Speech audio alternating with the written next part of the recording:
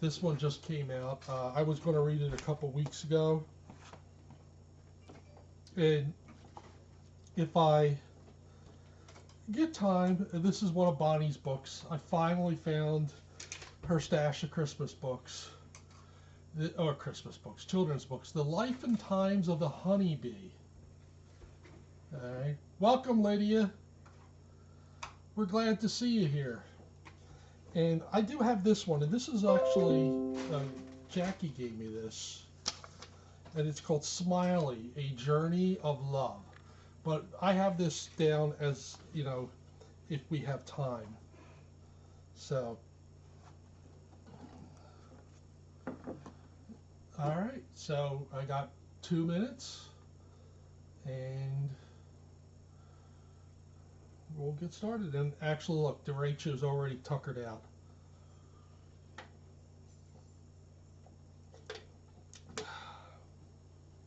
I am going to regret this when I get home. This is my second Monster Energy drink. Second.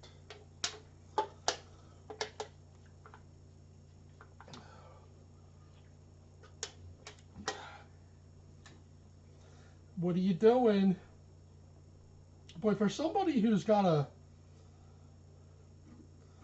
Is it a pelvis?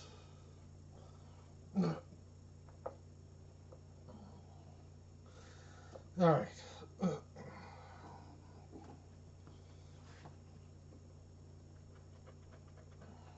think the first one I'm going to read is The Art of Meditating with Cats. All right. And again, this was sent to me along with the memorial plaque, so I really, really thought that was a nice thing to do. All right, who wants to meditate? Huh? Derecho? Nugget? Good night, everybody. Good night. Meditating with cats. Cats have many gifts to offer us. And meditation with your cat is a wonderful way to open your heart to receive their teachings, connecting with their love, wisdom, whimsy, charm, and more. For even a few minutes a day, they can enrich your life. Meditating with your cat is also an opportunity to send focused messages to your cat to help them better understand you. You will be able to let them know how you feel and what your intentions are in a way in which they can really hear you. Your cat will most likely love meditating with you. In general, meditation is about contemplation and reflection for various purposes, such as emotional calm or spiritual awareness. For each meditation in this book, I let you know what the focus or purpose is of that particular exercise, but consider it a launching off point. Your cat may guide you in other directions.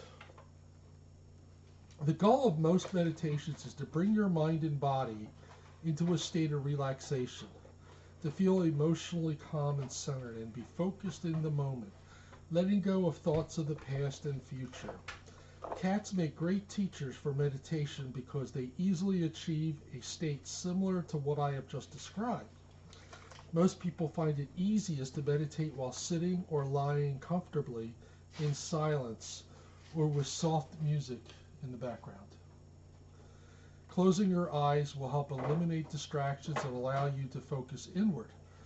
Becoming aware of your breath can also help focus your mind and reduce distractions. The quality of your meditation and your cat's experience is not conditioned on how much time you spend meditating. The length of your meditation depends upon, oh, this isn't really, I don't know. I'll read this a little bit. I want stories. I thought there might be some stories there, so let's go to something else. Let's go to Oscar and Emmy, their first Christmas. All right. If we could go back to the art of meditating, if people wanted. So this is Oscar and Emmy's first Christmas.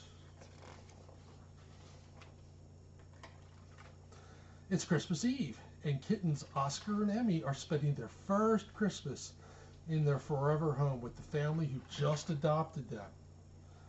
I'm so glad we found 2 more stockings for Oscar and Emmy, Charlie says. His twin, Abby, says, and I like that we added their names, since they are part of our family now. This will be the best Christmas ever.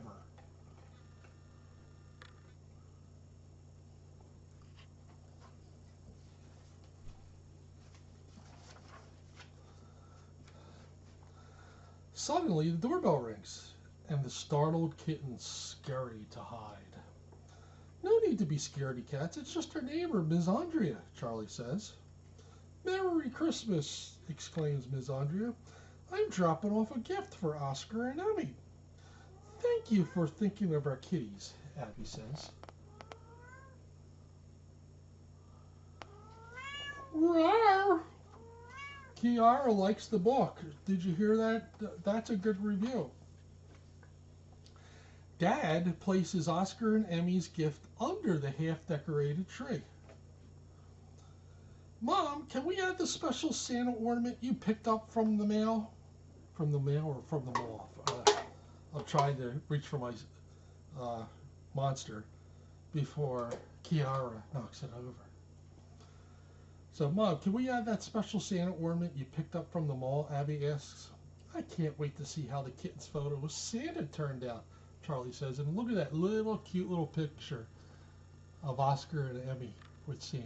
Isn't that cute?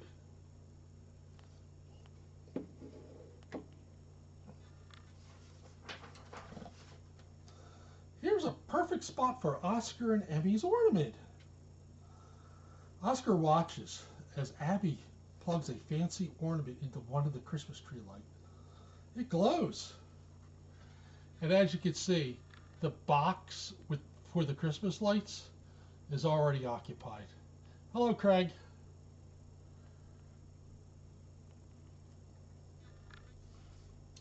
Oh, just to show you that there's also a cat under the tree. Now, we know that's not true, because if that was a true cat, that cat would be in the tree. Right, Kiara? All right. Later, as the family is eating dinner, Oscar and Emmy curiously examine the sparkling tree. Oh, no. So, Oscar and Emmy are getting ready to check out the tree. Do you see how they're going right towards the tree? I think they might be heading to it. Hello, Catherine. Lydia, that is Derecho. Derecho, who is probably one of the most popular cats here. Derecho is a resident. So, oh no. Oscar is determined to get a closer look at that glowing ornament. He climbs up the trunk first with Emmy right behind him. A few feet off the ground, the kittens walk to the end of a branch and poke their heads out like ornaments.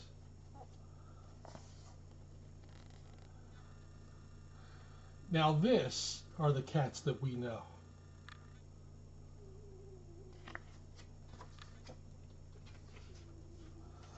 Yes, Lydia, Derecho is a legend. Oscar climbs the tree trunk straight to the star on top. Emmy is close behind. With the kittens so far from the ground, they begin to shiver and shake. So far from the ground, they begin to shiver and shake. The tree rocks back and forth. Uh-oh. This isn't good.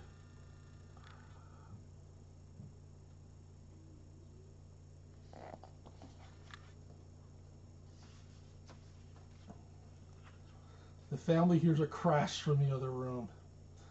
Charlie looks up from his plate. What was that? Dad grabs Oscar and Emmy from the treetop and gives them a hug, while Mom and the twins take care of the tree. That was a close call, but Oscar and Emmy are okay.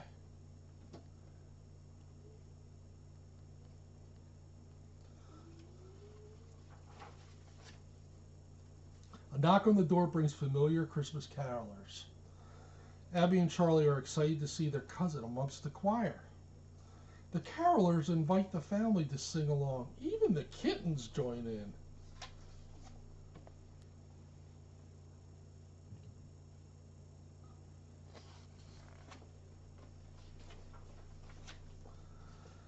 Back inside, Abby tells Charlie, "It's almost Christmas. We should wrap our gift for Mom and Dad. They're going to love this framed family photo." Uh-oh, Charlie watches as Oscar and Emmy start playing with the wrapping paper. Abby and Charlie manage to keep them away long enough to get their gift wrapped.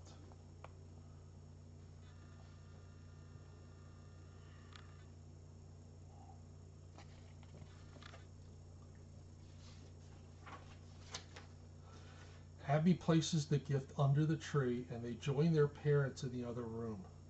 Left alone to explore, Oscar and Emmy take special interest in the gifts. Yeah, this is about right.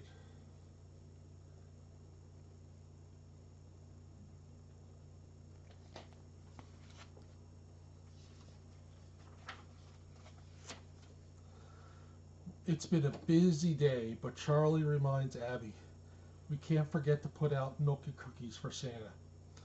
And carrots for his reindeer," Abby adds.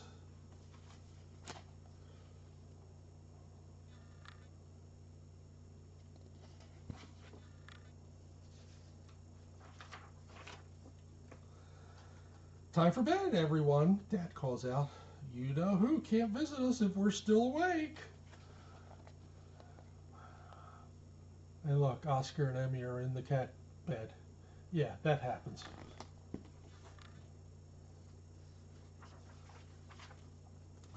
Awakened by a noise, the kittens look around and spot a familiar red suit from the mall. "Well, hello, you must be the reason my milk cup is empty. Ho, ho, ho!" Santa wakes as he fills the last stocking. "Meow, Christmas."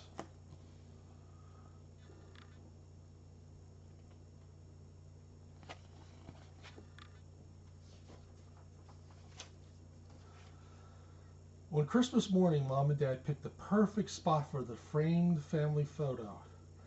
Abby and Charlie enjoy their new toys while Oscar and Emmy play with the wrapping paper. Oscar and Emmy's first Christmas with the new family has been perfect.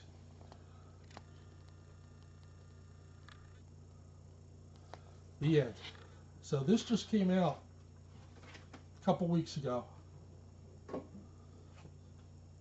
I have the entire Oscar and Emmy series.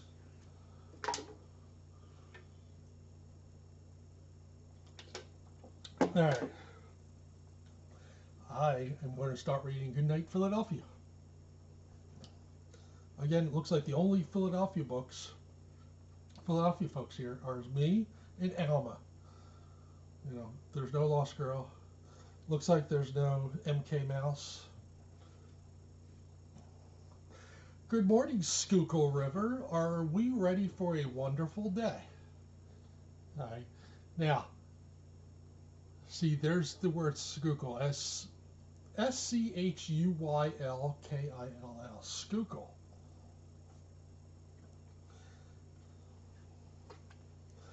Good morning, Museum of Art. Good morning, Fairmount Waterworks. Hello, Statue of the Thinker. What are you thinking about?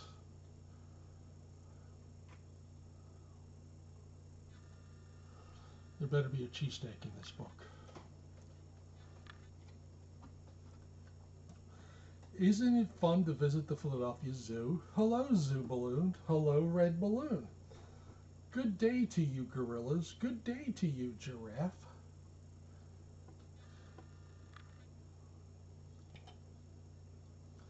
I don't know how many times I've been to the Philadelphia Zoo. Good afternoon, William Penn statue on top of City Hall. Good afternoon, Reading Terminal Market and Philly cheesesteaks. Yay! It's interesting because the Reading Terminal Market is only a couple blocks away from City Hall.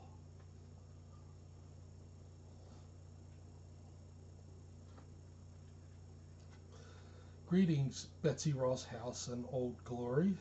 Greetings, Liberty Bell.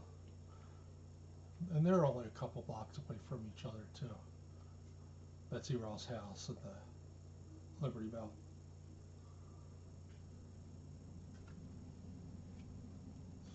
It's amazing to stand next to the statues of Benjamin Franklin and the other founding fathers at the National Constitution Center. National Constitution Center was built after I left Pennsylvania, so I've never been there.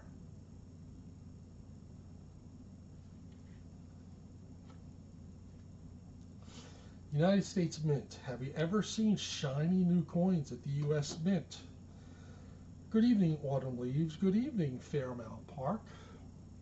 Now, the U.S. Mint, I don't know how many times we've had class trips to the U.S. Mint.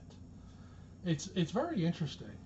I worked with somebody when I was working at Sears, in Philadelphia. He also worked at the Mint, and he would say, like, they'd have to go through metal detectors and all that stuff, and so that you're not stealing coins at the Mint. But he also said that didn't deter people from trying. So, see the ships on the Delaware River at the Independence Seaport Museum? Good evening, Dinosaur Bones at the Academy of Natural Sciences. Isn't science fun?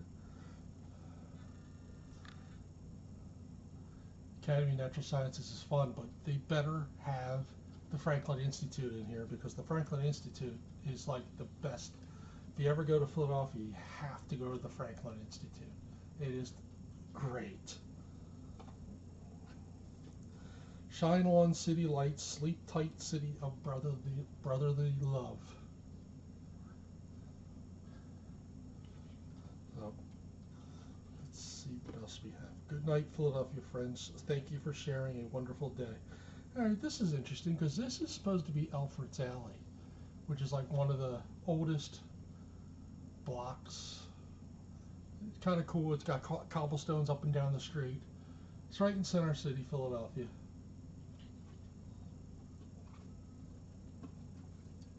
So this book is called Good Night, Philadelphia. All right. Next one, I'm going to, this might not be the right time for this, but I just put it in my pile for today. The Life and Times of the Honeybee.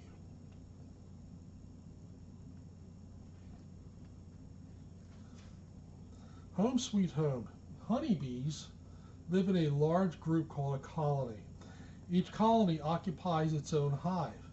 Although there may be between 10,000 and 60,000 bees in a colony, there are only 3 types of bees: workers, drones, and queens. The workers are the smallest bees, and they are female. Thousands of them perform chores in the hives. They make honey, clean the hive, feed larvae, and build the wax combs where all the bees live. Workers are the only honeybees that visit flowers.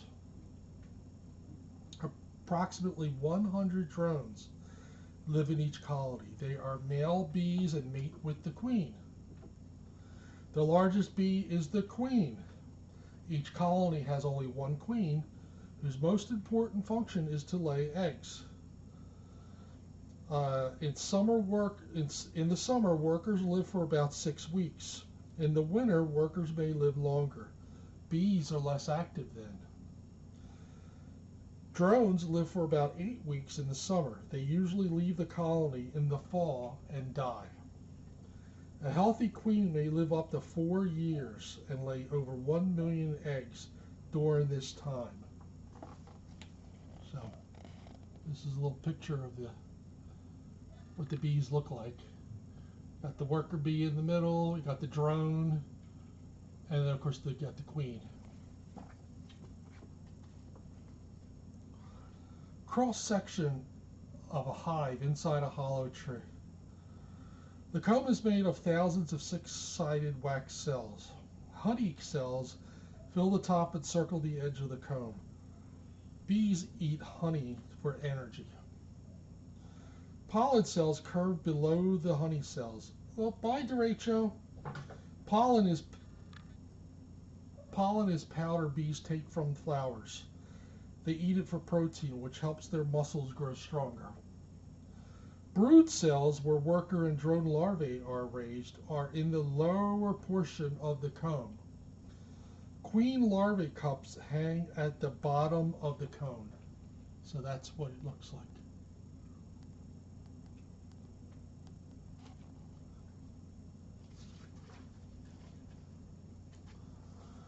From egg to bee. Like many insects, a honeybee grows in 4 stages: egg, larva, pupa, and adult. The bee changes dramatically from one stage to the next. Although all bees develop in the same 4 stages, the time it takes for each type of bee to grow is different. Queens grow the fastest in 16 days. Workers mature in 21 days, and drones in 24 days. A queen lays a soft white oval egg at the bottom of a cell in the comb. In 3 days, a worm-like form called the larva attaches or hatches from the egg. Fed by worker bees, the larva grows much larger. Then the larva spins a cocoon. Inside the cocoon, a pupa develops from the larva.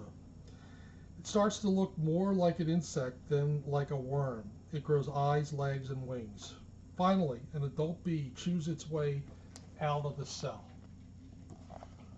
So that's the page there. Oh, that's the page.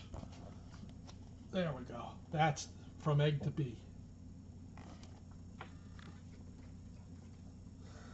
Stages of growth. We got egg, larvae, pupa, adult bee. So for the queen, worker, and drone, their egg from days 1 to 3. A larva, they're days 4 to 9. Pupa, the queen, is days 10 to 15, and then day 16, they're an adult bee. Worker bee is 10 to 20, days 10 to 20 as a pupa stage, and then the adult bee is day 21. For the larva, the pupa stage is 10 to 23, the drone stage, and then day 24, they're an adult. Young worker bees constantly care for and feed larvae. They feed royal jelly to the queen larvae. They feed bee milk to worker and drone larvae for the first 3 days, and bee bread after that. Bee bread. Royal jelly is a milky yellow syrup that young worker bees secrete from the glands inside their heads. It is high in protein. Bee milk is similar to royal jelly, but not as nutritious. It too comes from glands in the worker bee's head. Bee bread is a mixture of honey and pollen.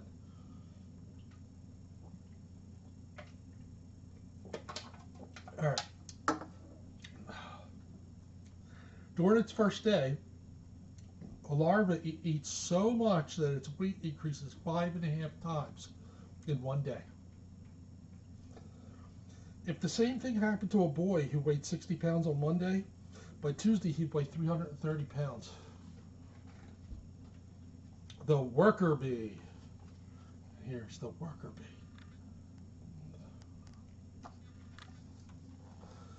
When a worker crawls out of her cell, she is already fully grown.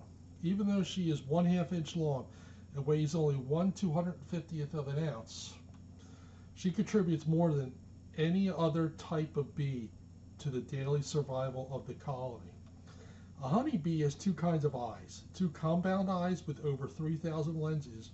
Each allow the bee to see ultraviolet light, which is invisible to the human eye. With their ultraviolet vision, bees can see which flowers are full of nectar. 3 simple eyes act as light sensors. Bees can see the sun even when it is hidden by clouds. Antennae detect scent like a nose does and are used as feelers in the dark. A bee uses her front legs like arms to move flower parts and to dust off her antennae. A bee uses her middle legs to brush pollen out of the thousands of branched hairs that cover her. Pollen baskets on the outside of the back leg are for storing pollen. A worker bee's body is covered with branched hairs that trap pollen.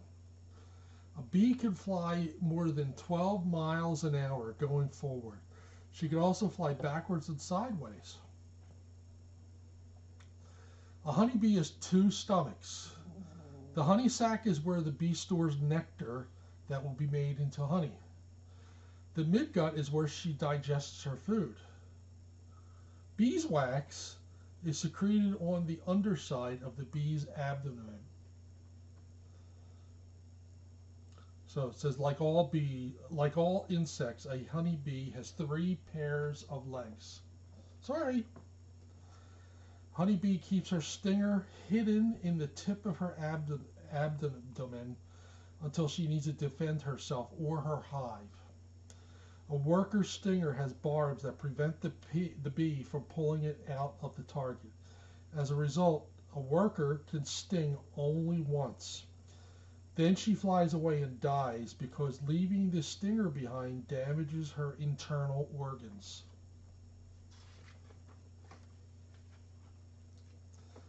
The busy days of a house bee. For the first 3 weeks of her adult life, a worker performs chores inside the hive. Beekeepers refer to these workers as house bees. House bees clean the hive, feed larvae, build wax comb, store food, and defend the hive against enemies. No bee tells the house bees which chores need to be done. Instead, each bee is guided by an inner clock and does certain chores as she reaches a certain age. And then it's 1 to 2 days. When a worker bee is first born, she cleans her cell and the cells around it. 3 to 5 days.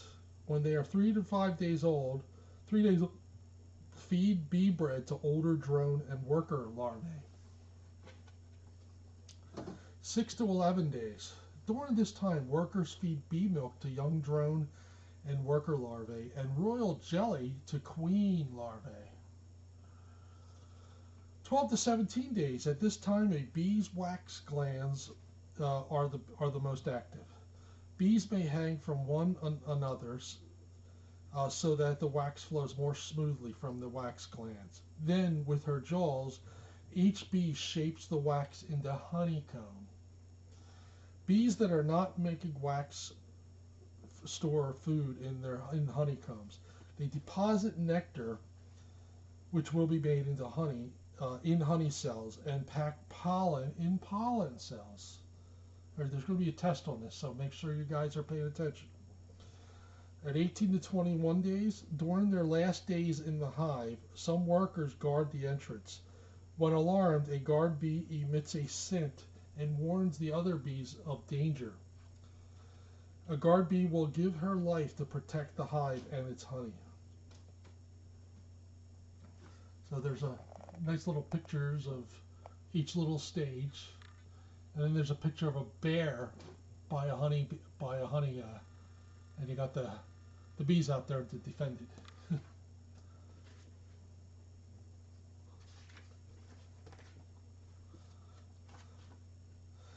I'm actually going to stop right here just because as you guys know, I've been having problems with my nose, and I've been getting some headaches. So as you can see, I still have a little swelling. So I'm going to probably stop right here for now, and I will. I'll pick up probably next week. So I'm not going to go anywhere yet. So I'll hang out here for a little bit. Just, I think what's happening is with the pressure in my head and with the reading glasses, I'm getting a little headache. So hi, Canvy. Thank you, DeWitty. Uh-oh. Oh, these got... Wait a minute. You guys have to see this. I'm going to see if I can pull this bed back and I don't wake her up.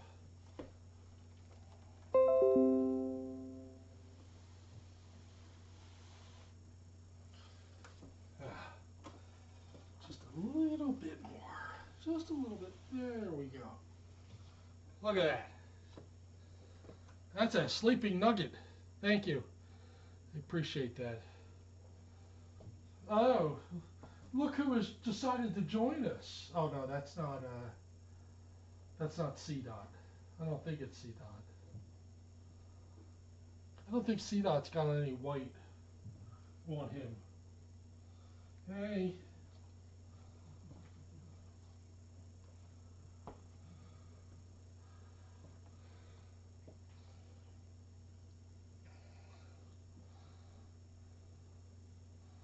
No, I think C Dot is sleeker than that.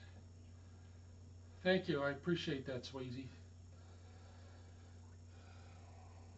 I'm not going to go quite yet.